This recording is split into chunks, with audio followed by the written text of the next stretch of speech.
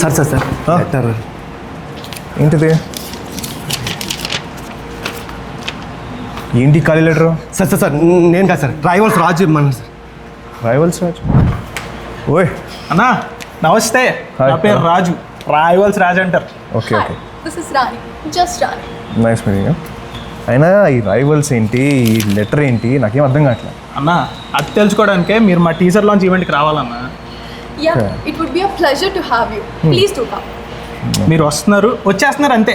నువ్వు ఫిక్స్ అయ్యావు కదా? ఫిక్స్ అన్నా. దాన్ని వచ్చేస్తాను అయితే. ముందురా, నీ డేట్ ఎప్పుడన్నా? మే 8వ తారీఖు అన్నా.